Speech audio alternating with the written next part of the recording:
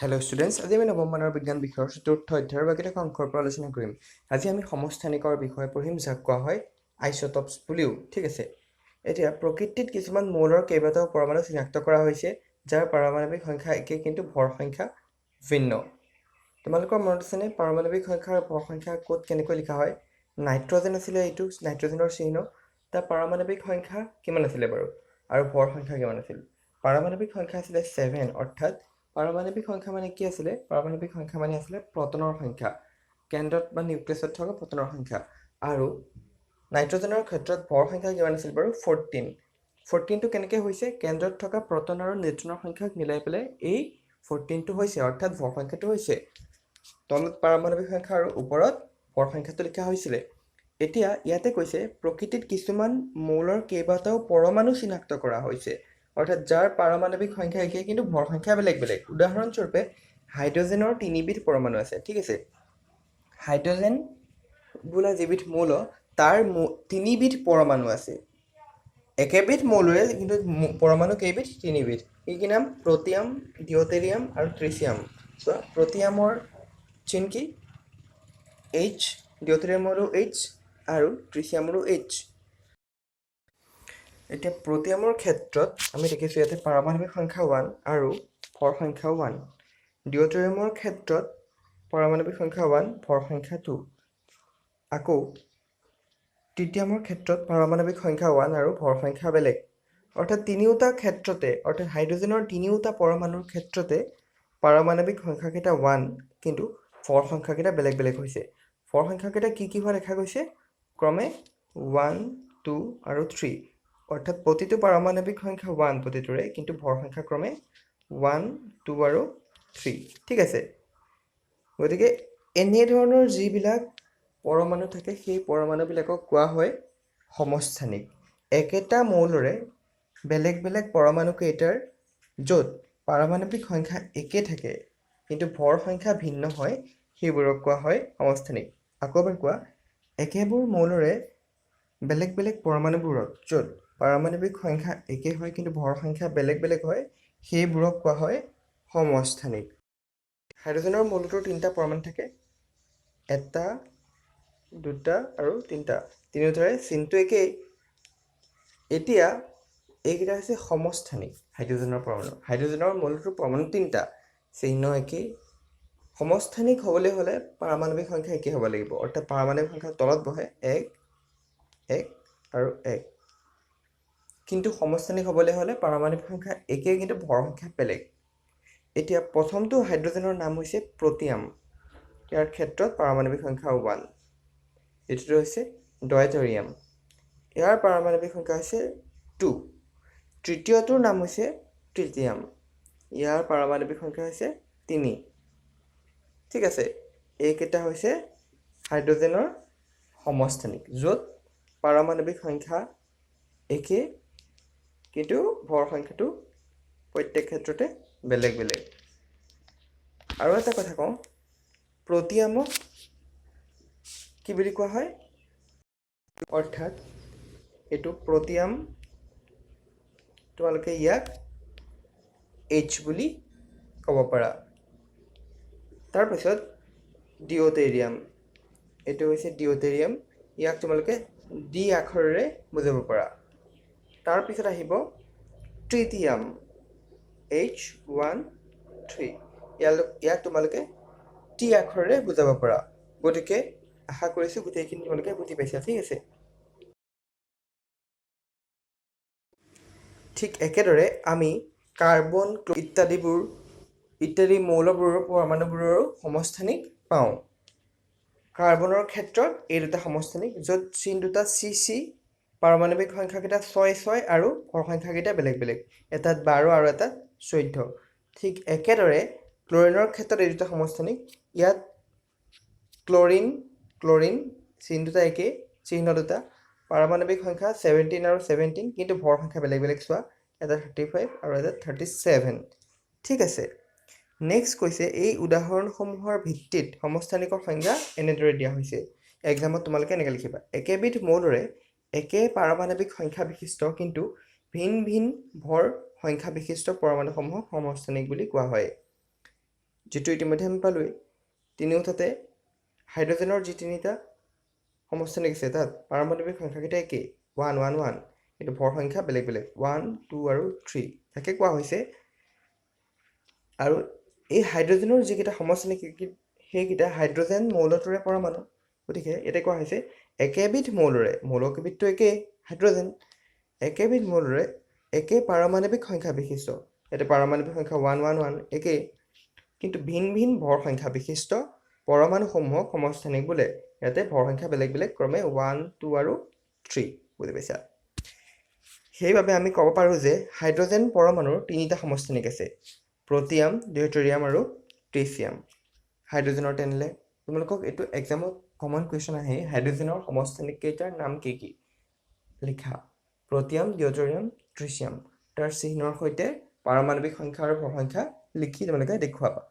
ঠিক সেইদৰে কাৰ্বনৰ সমস্থানিক কি কি ক্লৰিনৰ সমস্থানিক কি কি ইত্যাদিও আহিব পাৰে ঠিক আছে এতিয়া কৈছে বহুতো মৌল সমস্থানিকৰ একোটা মিশ্ৰ এতিয়া বহুতো মৌল আছে এনেকুৱা যেনে আমি তিনিটা পালোঁৱেই কাৰ্বন হাইড্ৰজেন আৰু ক্লৰিন যিকেইটাত কি থাকে সমস্থানিক পোৱা যায় হাইড্ৰজেনৰ ক্ষেত্ৰত তিনিটা ক্লৰিনৰ ক্ষেত্ৰত দুটা আৰু কাৰ্বনৰ ক্ষেত্ৰত দুটা সমস্থানিক পোৱা যায় অৰ্থাৎ হাইড্ৰজেনৰ মৌলটো তিনিটা সমস্থানিকৰ মিশ্ৰ কাৰ্বনটো দুটা সমস্থানিকৰ মিশ্ৰ ঠিক সেইদৰে ক্লৰিনটো দুটা সমস্থানিকৰ মিশ্ৰ গতিকে মৌল এটাৰ প্ৰতিটো সমস্থানিক একোটা বিশুদ্ধ পদাৰ্থ সমস্থানিকবোৰৰ ৰাসায়নিক ধৰ্মবোৰ একেই হয় কিন্তু সিহঁতৰ ভৌতিক ধৰ্মবোৰ বেলেগ বেলেগ হয় অৰ্থাৎ হাইড্ৰজেনৰ ক্ষেত্ৰত কি আছিলে প্ৰটিয়াম ডিউটেৰিয়াম আৰু ট্ৰিচিয়াম প্ৰটিয়াম ডিউটেৰিয়াম আৰু ট্ৰিচিয়ামৰ ক্ষেত্ৰত তিনিওটাৰে ৰাসায়নিক ধৰ্ম একেই কিন্তু ক্ষেত্ৰত ভৌতিক ধৰ্ম বেলেগ বেলেগ নেক্সট চোৱা প্ৰাকৃতিক মৌল এটাৰ প্ৰকৃতিত পোৱা পৰমাণুবোৰৰ গড় ভৰকে মৌলটোৰ পৰমাণু এটাৰ ভৰ বুলি লোৱা হয় ঠিক আছে যদি মৌল এটাৰ সমস্থানিক নাথাকে তেন্তে ইয়াৰ পৰমাণু এটাৰ ভৰ হ'ব পৰমাণুটোত থকা মুঠ প্ৰটন আৰু নিউট্ৰনৰ সংখ্যাৰ সমান কিন্তু যদি মৌলটোৰ এটা সমস্থানিক ৰূপত থাকে তেন্তে ইয়াৰ প্ৰতিটো সমস্থানিকৰ ৰূপৰে শতকৰা পৰিমাণ আমি জানিব লাগিব আৰু তাৰ পাছত গড় নিৰ্ণয় কৰিব লাগিব এতিয়া হাইড্ৰজেনৰ ক্ষেত্ৰত সমস্থানিক তিনিটা গতিকে হাইড্ৰজেনৰ সমস্থানিক কেইটা আছিলে প্ৰটিয়াম ডিউটেৰিয়াম ট্ৰিচিয়াম গতিকে এই প্ৰটিয়াম ডিউটেৰিয়াম ট্ৰিচিয়াম নামৰ যিকেইটা সমস্থানিক আছে তাৰ শতকৰা পৰিমাণ আমি জানিব লাগিব তেতিয়াহে তাৰ গড় ভৰ অৰ্থাৎ হাইড্ৰজেনৰ গড় ভৰ আমি গণনা কৰিব পাৰিম অৰ্থাৎ হাইড্ৰজেনৰ ক্ষেত্ৰত সমস্থানিক থকাৰ কাৰণে প্ৰত্যেকটো সমস্থানিকৰ গড় ভৰ প্ৰত্যেকটো সমস্থানিকৰ শতকৰা পৰিমাণৰ পৰাহে আমি গড় ভৰ নিৰ্ণয় কৰিব পাৰিম কিন্তু যিবিলাক মৌলৰ পৰমাণুৰ সমস্থানিক নাথাকে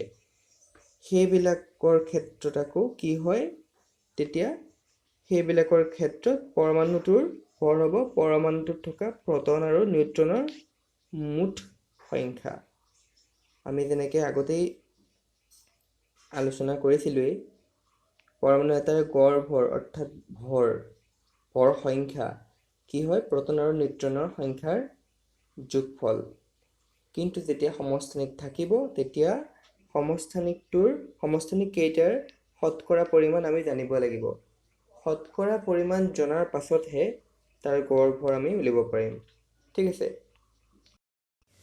প্ৰকৃতিত ক্লৰিন 3:1 অনুপাতত 35U আৰু 37U ভৰ বিশিষ্ট দুটা সমস্থানিক ৰূপত থাকে ইয়াৰ আগতেতো আমি পাইছিলোঁৱেই যে ক্লৰিনৰ সমস্থানিক দুটা আৰু সেই সমস্থানিক দুটা হৈছে ভৰ দুটা হৈছে সেই সমস্থানিকৰ ভৰ কেইটা হৈছে ক্ৰমে 35U আৰু 37U এতিয়া এই 35U ভৰ বিশিষ্ট যিটো সমস্থানিক তাৰ অনুপাত হৈছে 3 আৰু 37U বিশিষ্ট অৰ্থাৎ 37U ভৰ বিশিষ্ট যিটো সমস্থানিক তাৰ অনুপাত হৈছে 1 অৰ্থাৎ তিনিটা যদি পৰমাণু